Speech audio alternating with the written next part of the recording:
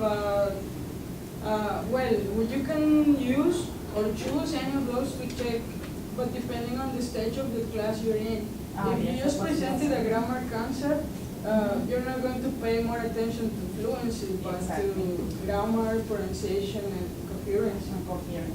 But if you are in the last part of your class and you're focusing on production, you have to pay attention to fluency and meaningful. I forgot to write there accuracy because I say any other. But we thought the grammar was accuracy. Any other scale that you consider necessary? I think the first of all is meaningfulness. I think it's the principal stuff. Meaningfulness. Yeah, because we need to create a situation that has to be significant for the student. If not, it will be something nonsense. Practice that we have in the book. But I think then if we make something meaningful, we are stating that the context, and then we can evaluate fluency, stress of intonation, pronunciation, and register for me the appropriateness. I think that this point leads us to grammar, vocabulary, because the register about this student is okay. I have this situation, so what are my resources? Yes. In vocabulary, grammar, Exactly. and I think that one thing leads to another. Yes, the way they address the different people in their environment is not the same. The way they address to their boss, their colleagues, their friends, their families, the strangers in the street.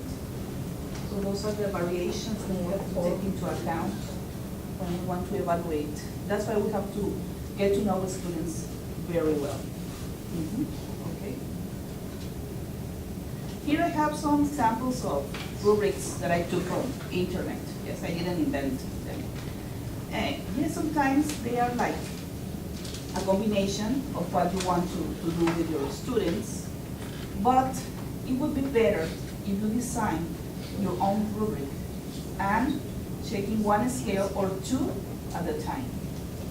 Students were going to focus on grammar. So I'm going to design a rubric.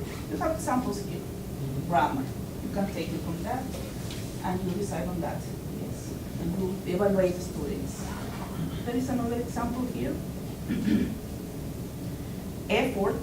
Here they included effort, which is something, somebody says creativity, that is something that is different. Completion of a task, if they completed a task. Rubrics are very different one from other. So that's why you have to bear in mind what you need to evaluate, the way you need to evaluate your students. And then here we have types and moments of assessment. As you said, teacher-student is the most common. But what about peers? Student-student. You're going to evaluate your own peers. Co-evaluation. Teacher and a student evaluating the same group. Self-evaluation, probably by recording themselves. Another strategy that I have used is to administer a free exam. They always ask me, teacher, what should we study? Nothing. I just want to evaluate what you know. First of all, take a sheet of paper. First, it has to be in 3 steps. First step, please write the mark that you think you have, the grade. Rate yourselves. I deserve a 9, I deserve an 8. I don't know. They usually grade themselves lower than my expectations. Yes. You know that when you see a student, you say, she's a 10, she's a 9. I don't know if you have think that in your minds. And sometimes they grade lower. And then I say, second step, what I have learned so far. What am I able to do in English? What can I do in English? And then you start elaborating all those steps. And then the third step in that pre-exam is what I need to practice to better my English. And they start, I need to listen more to things, I need to, I don't know, study maybe more grammar and all of that. Yes. And then, what I was saying, which skills? Try only one each at a time. Design your own rubrics and make the watchdog effect work for you. Another strategy is to form group works. We're going to be doing this later on. They feel more comfortable when they are with their friends, when they are not exposed in front of the class, because they panicked and they are terrified, especially when somebody says that students start laughing at them or something like that. To avoid that, you can make groups and go to each group and try to evaluate them in their own group. Yes, I have done that, and it has worked very well for me. So when, as frequently as possible. Also, this is another idea. Take advantage of any minor opportunity to make students speak in class, but tell them how. I have a colleague, that she always says, speak in English, speak in English, speak in English. But how? I don't know how to speak English. So you have to provide them with a guide that they can follow. Here we have an example. All the textbooks have pictures. Ask them to describe a picture. And here are some prompts. Here I can see there are some. Also there is ideas. Also you can ask them for predictions. What are they going to do next? There are many things that you can do with only a picture taken from a textbook. Yes? And now it's hands-on speaking activities. We're going to, these are not, we haven't discovered the black thread. It's just activities that you have seen in books, but we have made some adaptations to fit our students' needs. And this is Anita, your turn. Is going to work on that, collaborate on these activities. Okay, well, this is the part where you will have to actually participate, okay? What we're going to do now are some activities where you can actually assess your students, okay? The first one is called Roll the Dice, and you might have done this in your classroom or not, but we will do this, and hopefully you can apply that in your own classroom. I'm going to need to have groups of 4 people, if you mind. Yes, you'll have to get up and make 4 people. And I would say this is the, you do that in your classroom, and they get comfortable working together. All right? And wait a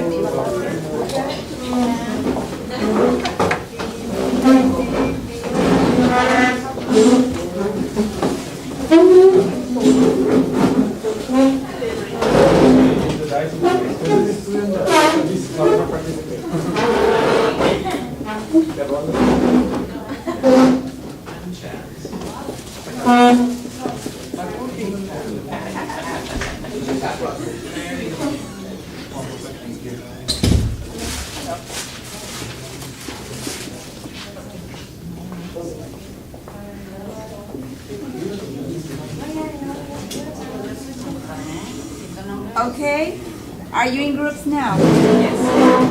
All right, and each group has a die. All right, this is called roll the dice. And the students will be with their group that they feel very comfortable working with. And remember, the focus is speed. I believe like they can develop these topics at an intermediate level. So if you have an intermediate class, you can very well apply this. All right, all you need, okay, and great attitude, as I tell my students all the time. The first thing you need to bring to come to class is great attitude. So what do they do with this rolling the dice? Exactly that, roll the dice, of course. One at a time, and what they do, you can change these as you wish, all right? And you can even make it more complicated for them. So if you have higher levels, they can apply conditionals, reported speech, and other other structures. All right, so what it means is that if they land the dice in one, the person, what do they have to do? Talk about their personality. Two, I talk about my likes. Well, I like pizza. I don't like vegetables very much. You see, something very simple. Beginners can very much apply this. All right? And family. I have 2 brothers. I have 1 sister. I live with my parents. Something, short and meaningful for them. 4, I said school or job, because if you work in a language institute, you might have adults or young adults, and they might not be in school anymore. So they can, but this in school, they can talk about school. My favorite subject is English because I love to speak English and blah blah blah. All right. Or number 5, music, their favorite TV show, and what they like. My favorite music is this. And number 6, relationships. If they are like an intermediate level up, they love talking about relationships. All right. And when they talk about relationships, everybody listens. Did everyone to know? I broke up with my boyfriend. We know.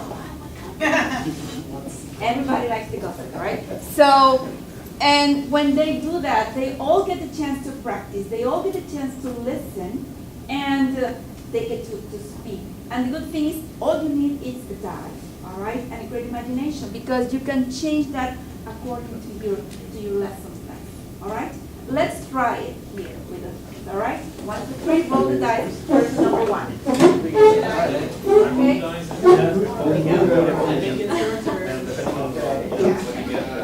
Okay. 6. I'll be good to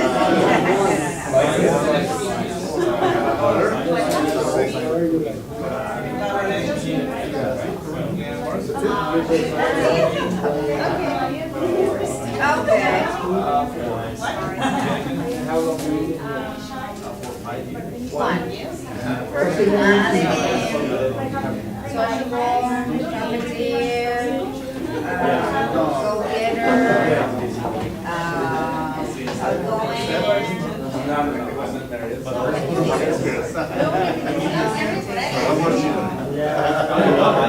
Positive, or trying to be a positive person in all my projects. Well, now I think it's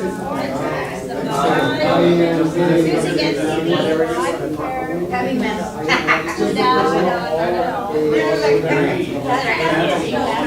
Classical. Yes.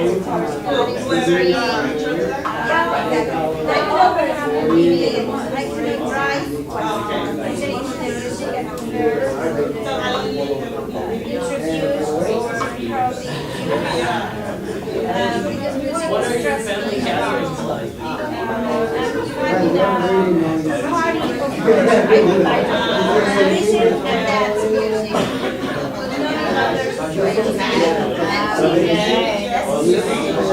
My case, I love music because I love to sing and I love to go to the gym and because I relax.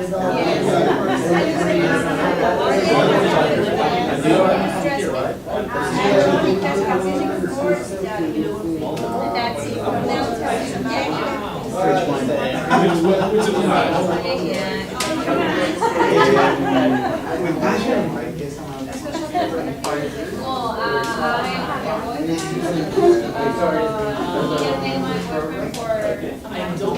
A month ago?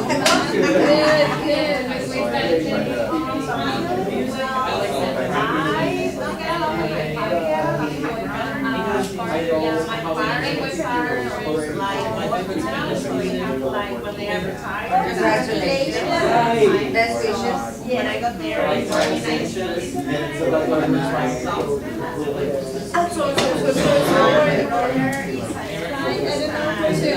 Two.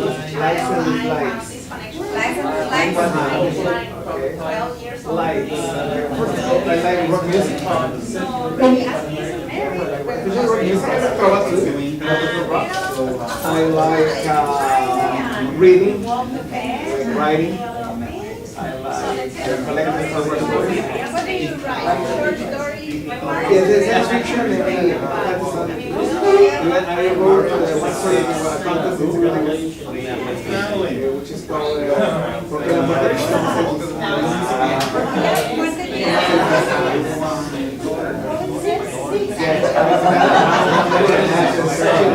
about double personality, serial killer.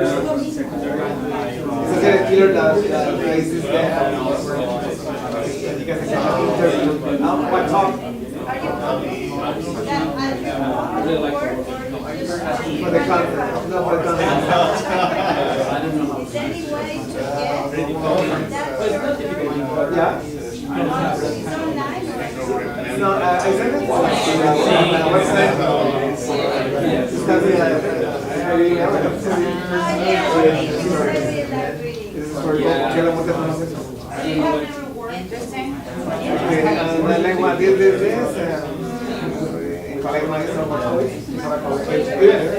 I'm renewing my collection. What I don't like Paris. I imagine when it's the family Paris, we same story, the same songs. Okay, everybody, did you get an idea more or less what it's like to roll the dice? As you see, it's very easy. Now, if you don't have much time in your class, you give it time, like, they get to talk about the topic for a minute, all right? And as you see, people get carried away and they just want to talk and talk, all right? But if you say, well, just keep it a minute so they all have a chance to talk, and then you keep your class on time, all right? All right, very good. Now we're gonna have another activity. This is called anecdotes, and you don't have to move the way you're sitting right now, okay? So you're gonna take advantage of your seating. Miss Ada is going to explain to you about the next activity. Anecdotes can be about any topic and using any normal tense that you need to your students to practice. As I said before, you need to provide them a guide. A guide.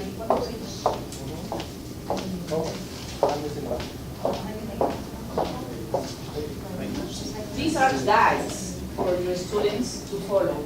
They don't have to answer all the questions, but probably they have to choose what questions they can answer, sorry. So, this is about a family vacation, which is a very easy topic, but it can be about a personal achievement. For example, it can be about my personal hero, the most positive person I know, the most negative person I know, or any topic. But you have to formulate the questions that your students have to answer. Now, in your group, you are going to try first in your mind, try to answer what you're going to say. And then